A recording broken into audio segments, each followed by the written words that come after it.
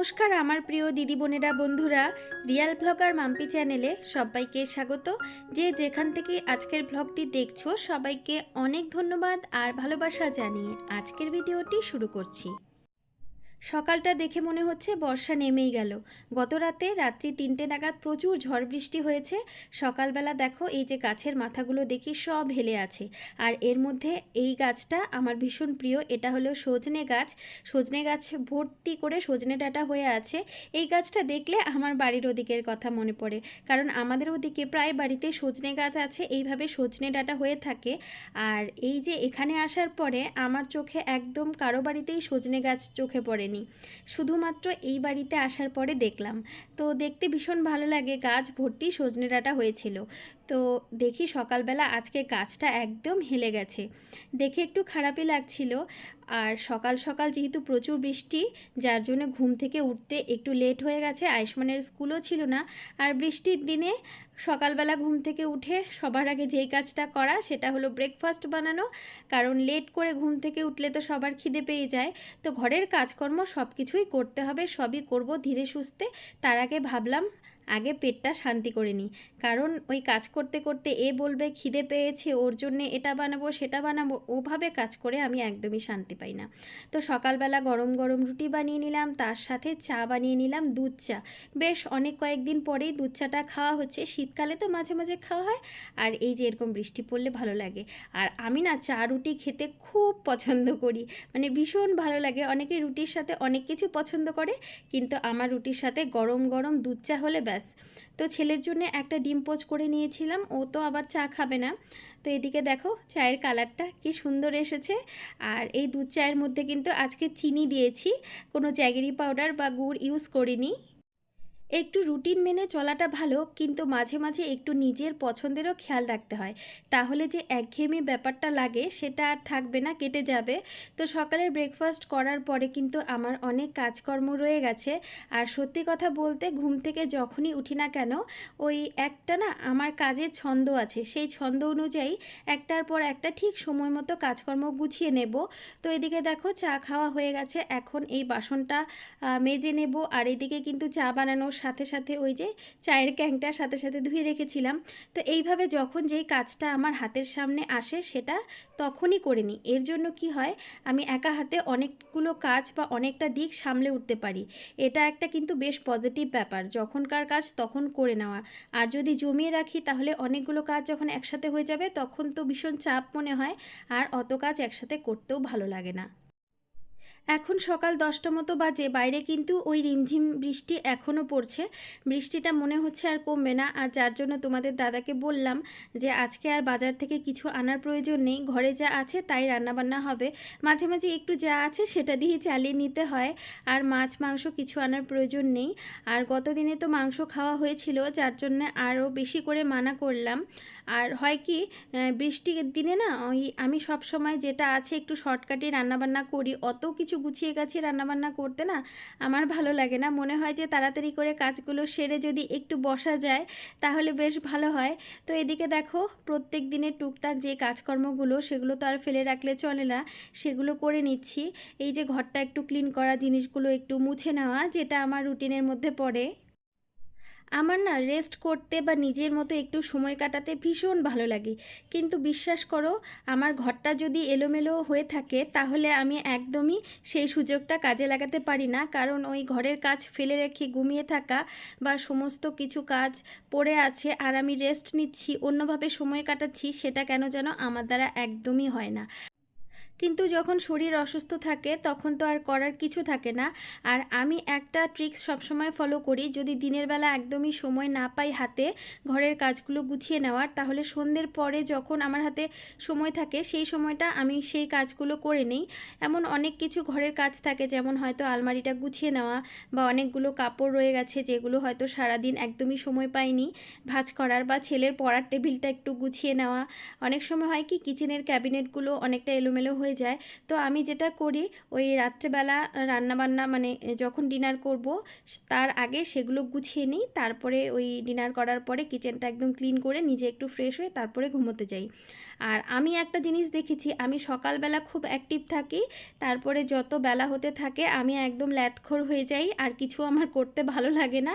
তারপরে বিকেলের পর থেকে মানে সন্ধ্যার পর থেকে আমি আবার অ্যাক্টিভ হয়ে যাই।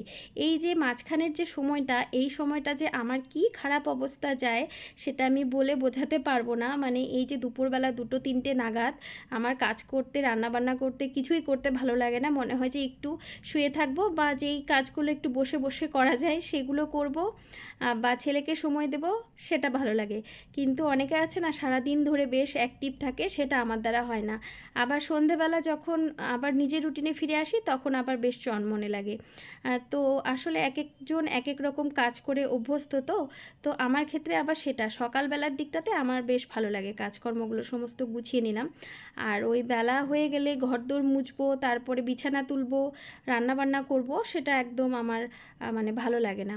তো এদিকে দেখো সকালবেলা ঘরটরগুলো সব ঝাড় দিয়ে নিলাম, ঘরটা মুছে পরিষ্কার করে নিলাম, আর বিছানা টিছানা তো সব গুছিয়ে এদিকে নিলাম। এদিকে রান্নার জন্য জোগাড় করছি। রান্নার জন্য আজকে হবে ডিমের ঝোল, বললামই তো বাইরে দেখতে পেলে বৃষ্টি, তো বাজারে আর পাঠাইনি, রান্না হবে ডিম।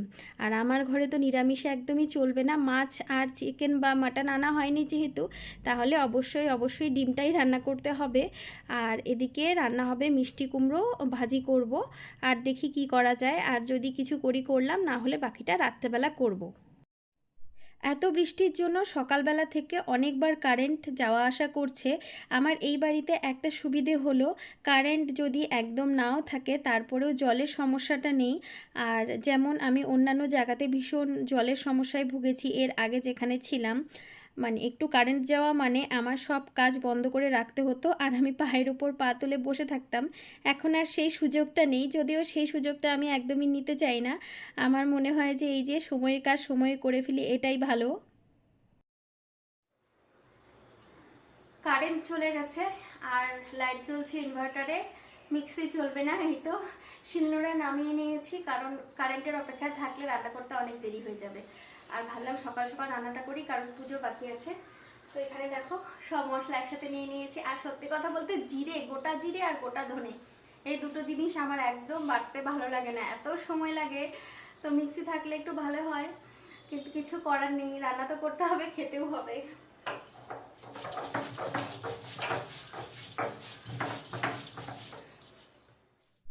একজন মেয়ে হিসেবে নিজের সংসার চালানোর জন্য যা যা কাজ প্রয়োজন বা যতটুকু প্রয়োজন ততটুকু আমি মোটামুটি জানি, যার জন্য আমার কোনো পরিস্থিতিতেই খুব একটা অসুবিধে হয় না, বা কারো হেল্প নেওয়ারও তেমন একটা প্রয়োজন পড়ে না। সে সংসারে যেমনই পরিস্থিতি থাক না কেন, নিজের কাজটুকু আমি নিজে বেশ গুছিয়ে নিতে জানি। এটা একটা আমার নিজের কাছে নিজের ভালো লাগা বলতে পারি। আমি নিজের বড়াই করে বলছি না, হয় না অনেক পরিস্থিতিতে হয়তো একা সমস্ত কিছু সামলে ওঠাটা সম্ভব হয় না, কিন্তু আমি দেখেছি যে যতটুকু আমার প্রয়োজন সেই কাজগুলো আমার জানা আছে। তো সেক্ষেত্রে আমার কখনোই কোনো সমস্যাতে পড়তে হয়নি। তো এখানে দেখো ডিম কষাও না, ঠিক একটু ঝোল ঝোল করেই বানাচ্ছি, আর সমস্ত কিছু বাটা মশলা দিয়ে রান্নাটা করছি। আর বাটা মশলা দিয়ে ডিমের ঝোলের টেস্টটা না একদম অনবদ্য লাগে, আমার কাছে তো খুবই ভালো লাগে। তো এদিকে দেখো গরম জল দিয়ে দিলাম ঝোলটার মধ্যে। পরিপাটি থাকা বা গুছিয়ে রাখা ব্যাপারটা, এটা একটা অভ্যেসের ব্যাপার। যার এই অভ্যেসটা আছে না, সে যে কোনো পরিস্থিতিতে ঠিক সব কিছু পরিপাটি করে রাখবে। কিন্তু যার এই অভ্যেসটা নেই, সে দেখবে একটার পর একটা এক্সকিউজ দিতেই থাকবে। কারণ অভ্যেসটা আসলে যে যেভাবে তৈরি করেছে, অনেকে দেখবে সারা ঘর এলোমেলো হয়ে আছে, তার মধ্যে দিব্যি জীবনযাপন করছে, তার কিন্তু তেমন অসুবিধে হচ্ছে না। আবার অনেকে আছে যে একটা জিনিস এদিক থেকে ওদিক হলেই তার আবার বিভিন্ন সমস্যা হয়ে যাচ্ছে। তো যে যেইভাবে আসলে নিজের জীবনটাকে দেখতে বা রাখতে ভালোবাসে, আর আমি মনে করি যারা পজিটিভ মানুষ তারা সব সময় পরিপাটি বা পরিষ্কার পরিচ্ছন্ন থাকতে বেশি পছন্দ করে। নিজের সংসারটা গুছিয়ে রাখবো, নিজের কাজগুলো সকাল থেকে সন্ধে পর্যন্ত যা যা করণীয় করব, জামা কাপড় ঘরে জায়গা মতো গুছিয়ে রাখবো, প্রত্যেকটা জিনিস জায়গা মতো টিপটপ থাকবে। এগুলো একটা বেসিক নিয়মের মধ্যে পড়ে, মেয়েদের একটা বেসিক কাজের মধ্যে পড়ে। সে সারাদিনে যত ব্যস্ততাই থাক না কেন, এইটুকু কাজ আমি মনে করি সবাই করে নিতে পারে চেষ্টা করলে। আর এটা করতে কিন্তু খুব একটা যে পরিশ্রম হয় সেটাও কিন্তু কোনো ব্যাপার নয়। আমার ক্রকারিসগুলো কোথায় রাখি তোমরা অনেকেই জানতে চেয়েছিলে। এই ক্যাবিনেটটা ভর্তি কিন্তু আমার ক্রকারিস, আর তার সাথে হলো প্রত্যেকটা জায়গায় আলাদা আলাদা করে আমি ডিভাইড করেছি জিনিস রাখার জন্য। যেমন এই জায়গাটাতে বাটিগুলো রাখি, তারপর আরেকটা জায়গাতে গ্লাসগুলো, তারপরে প্লেটগুলো, এগুলো সব আলাদা করে রাখলে তাহলে জিনিসটা বার করতে সুবিধে হয় আর ব্যবহার করতেও মানে সুবিধে হয়। আর সব কিছু এক জায়গাতে রাখলে না, এগুলো যেহেতু ঠুনকো জিনিস, কখন হয়তো ভেঙে গেল, তো সেই জিনিসগুলো ভীষণ সাবধানে রাখতে হয়। আর আমার কিন্তু এগুলো বহু পুরনো জিনিস, কিন্তু একটাও ভাঙেনি। বলে না মানে এত আমার ভালোবাসার জিনিস বা কাছের প্রিয়, এগুলো ভাঙলে মানে আমার যে কি কষ্ট হবে যার জন্য এগুলোও নিজের সন্তানের মতো করে আমি যত্ন করে রাখি।